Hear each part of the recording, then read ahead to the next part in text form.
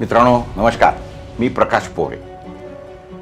आज एका अतिशय गंभीर विषयावर आपल्याला बोलणं भाग पडत आहे. अजितदादा गेले. खरं म्हटलं म्हणजे मी कुठल्याही पार्टीचा नाही, त्यांच्या पार्टीचा अजिबात नाही. मी निष्पक्ष आणि तशाच पद्धतीने माझी धोरणं सातत्याने राहिलेली आहेत. मात्र मी एका पक्षाचा आहे, ती म्हणजे शेतकरी पक्षाचा. जे शेतकऱ्यांच्यासाठी वाटेल ते त्याची कल्पना आपल्याला आहे. मात्र अजितदादा गेले आणि मला खरोखर धक्का बसला. त्याचं कारण साधं आणि सरळ आहे. महाराष्ट्रामध्ये काही नाही म्हटलं तरी दोन लोकांचं नाव आपल्याला घ्यावं लागेल की ज्यांनी शेतकऱ्यांसाठी काहीतरी प्रचंडचं काम केलं आहे. दादा माणसं. त्याच्यामध्ये पहिले तर शरद पवारांचं नाव घ्यावं लागेल. आणि त्यांनी ज्या पद्धतीने शेतकरी हा विषय लावून धरला, ते कृषी मंत्री असताना या पद्धतीत कामं झाले. तेच असताना तुम्हाला माहिती आहे की मी ते जेव्हा कृषी मंत्री होते त्यावेळेला दिल्लीला जेव्हा मला पंतप्रधानांनी बोलावलं त्यावेळेला त्या बैठकीमध्ये पवारसाहेब हजर होते. शेतकऱ्यांची जी काही आत्महत्या चालू होत्या त्या संदर्भामध्ये पंतप्रधानांनी मला बोलावलं.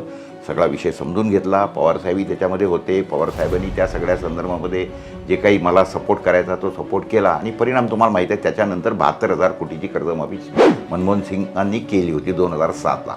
तो विषय बाजूला ठेवूया. मात्र एक लक्षात घ्या, त्याच्यानंतर पवारांच्याच पठडीमध्ये तयार झालेले आमचे अजितदादा, या राज्यामध्ये तुम्हाला माहिती आहे काय, दोनच माणसं आहेत की जी कुणाला अपॉइंटमेंट जर द्यायची असते, बोलायची असेल तर त्याचा भरोसा नाही. सकाळी 6ला 5ला बोलावलं. अनेकदा पवारसाहेबांनी मी जेव्हा गेलो दिल्लीला वगैरे फोन केला, तेव्हा या ना सकाळी 5ला. अहो खरोखर तो मनुष्य 5ला तयार हो, रात्री 3ला झोपला तरी 5ला बोलावण्याची परिस्थिती. आणि त्याच पठडीतले दादा होते. सकाळी मंत्रालयामध्ये सकाळी 6 वाजता जाणारा मनुष्य, संध्याकाळी सगळ्यात उशिरा बाहेर निघणारं मनुष्य. आणि त्याच्यानंतर जी दादांची पद्धत होती काम करायची, जर एखादं काम होणार असेल तर ते पक्ष बिक्ष काही न पाहता होत असलं तर निश्चितपणे त्याला सांगायचं की हो करून टाकू आणि मी लक्ष घालतो. नसेल तर ते सरळ त्याला तोंडावर सांगायचं, ए बाबा तुझं हे काम होणार नाही आणि याला हे काही बरोबर नाही आहे, मी करणार नाही. ही पवारसाहेबांची, मोठ्या पवारसाहेबांची सुद्धा हीच परिस्थिती होती. आपल्याला मान्य करायला पाहिजे की या राज्यामध्ये जी पवार जी काही फॅमिली आहे ती दादा फॅमिली आहे, हे आपल्याला पहिले मान्य केलं पाहिजे. आणि त्याच पद्धतीने तुम्हाला जर त्यांचं कर्तृत्व पाहायचं असलं तर तुम्ही एक दिवस बारामतीला अवश्य जा आणि बघा त्यांनी काय केलं. एक खेडं होतं हो बारामती. मी जेव्हा 15-1 वर्षा अगोदर गेलो होतो तेव्हा काय छोटंसं खेड्यासारखं होतं. त्याच्यानंतर आत्ता मी कृषी प्रदर्शनी पाहायला गेलो होतो एक 10 दिवसा अगोदर. आणि त्यावेळेला ते जेव्हा बघितलं, अहो अकोला अमरावती आमचं विदर्भातलं कुठलंही शहर झक मारते. नागपूर सोडून द्या, नागपूर बरं पुढे गेलं. मात्र अशा पद्धतीने त्यांनी सगळं तिथं केलं आणि त्यांनी त्यांच्या मदतीने उभारलं.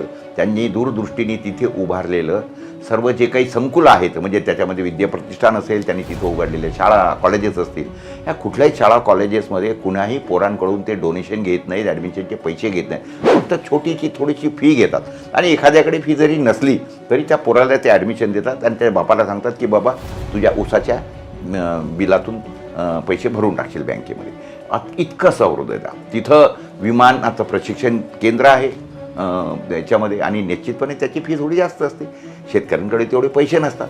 पण पवारसाहेबांच्या शब्दावर तिथं ॲडमिशन दिल्या जाते आणि त्याचेसुद्धा पैसे मग त्या उसावर वगैरे कपात करून किंवा मग एखाद्या वेळेला साहेब ते स्वतः वगैरे भरून टाकतात. तर मी बघितलं आहे. आणि तिथं त्यांनी जे काही चालू केलेलं आहे बारामतीला, म्हणजे जगातलं कुठलंही तंत्रज्ञान पहिले बारामतीमध्ये, किंवा कुठलाही नवीन कोर्स चालू करायचा असेल, मग तो आता सध्याचा AIचा कोर्स असेल किंवा जेनेटिकल इंजिनिअरिंगचा कोर्स असेल, हे सगळ्यात पहिले बारामतीला सुरू झाले. मी सर्व लोकांना तुम्हाला विनंती करतो, तुम्ही एकदा खरोखर बारामतीला जा आणि बघा की ह्या लोकांनी प्रगती करायची असेल, आपल्या भागाचा विकास करायचा असेल, जिथं पाण्याचा थेंब नव्हता तिथं पाण्याच्या नद्या सध्या वाहत आहेत. तिथं धरणं जी आहेत किंवा त्याच्यानंतर तिथले जे कॅनॉल्स आहेत ना, आम्ही आता गेलो होतो तो माझा ड्रायव्हर, भाऊ एवढी मोठी नदी वाहून जाणार. अरे म्हटलं नदी नाही वेड्या, ते हे आहे, कॅनॉल आहे.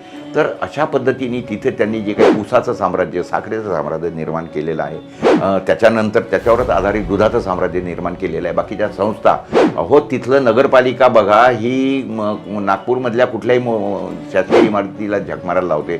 तिथलं पोलिसांचं प्रशासन बघा, तिथलं RTO केंद्र बघा, नगरपालिकेची इमारत बघा. तर सांगायचा मुद्दा असा आहे मित्रांनो की शेवटी नेते कशासाठी असतात, आपल्या भागाचा विकास करायसाठी असतात. आणि मग त्या विकासामध्ये ते कशामध्ये हा माझा तो तुझा वगैरे असं काही पक्षी अभिनिवेश न बाळगता जी लोक विकास करतात ना, त्याचाच परिणामी आपण बघितलं. अजितदादांची एक्झिट झाली आणि ज्या पद्धतीने लाखांनी लोक गेले, लाखांनी लोक, आणि प्रत्येक मनुष्य रडत होता. आणि खरोखर मला सुद्धा या सगळ्या संदर्भामध्ये खरोखर अथुरा आवडत नाहीत, उनका आवडत नाही, कारण शेवटी त्यांच्या कर्तृत्वाला तुम्हाला सलाम हा करायलाच पाहिजे. आणि त्या दृष्टिकोनातून खरोखर दादांची जी एक्झिट आहे ती खरोखर मनाला चटका लावून गेलेली आहे. आणि मला असं वाटत नाही की एवढा दादा मनुष्य पुन्हा महाराष्ट्राला लाभेल. एक पोकळी सातत्याने निर्माण होईल. आणि याच्यामुळे काय झालेलं आहे की जी काही विरोधी पक्षांनी सत्ताधारी पक्ष आता त्यांना विरोध करणारं कोणी असं राहिलेलं नाही आहे. आणि तुम्हाला माहिती आहे गेल्या 10-12 वर्षामध्ये ज्या पद्धतीने सर्व आमच्या राज्यामध्ये चालू आहे, देशामध्ये चालू आहे, या सगळ्या संदर्भामध्ये या सगळ्यांना आळा घालणारा, याला काय म्हणतो त्याला थोडं अडथळा करणारा किंवा हे करणारा, रोखणारा मनुष्य जे होते ते शरद पवार होते. शरद पवार साहेबांची तब्येत आणि हे सगळं बघता आपण साहेबांना सुद्धा काही या सगळ्या संदर्भात म्हणू शकत नाही. परंतु अजितदादा नक्की या सगळ्या संदर्भामध्ये जागृत होते आणि त्यांनी या सगळ्या गोष्टींना विरोध करायला सुद्धा सुरुवात केली होती. आणि मला असं वाटतं त्याच्याचमुळे हा जो काही अपघात झाला हा साधा अपघात नाही तर हा घातपातसुद्धा आहे असं म्हणायला भरपूर वाव आहे. अनेक लोक या सगळ्या संदर्भामध्ये शंका व्यक्त करत आहेत. आता येणाऱ्या दिवसांमध्ये या सगळ्या संदर्भामध्ये चौकशी होईल अशी आपण अपेक्षा धरूया. मात्र दादांना या सगळ्या संदर्भामध्ये मी माझ्यातर्फे त्यांच्या परिवाराला, यांना सर्वांना या सगळ्या संदर्भामध्ये माझ्या शोकभावना व्यक्त करतो. आणि अजितदादांना सुद्धा माझी श्रद्धांजली मी अर्पित करतो. धन्यवाद.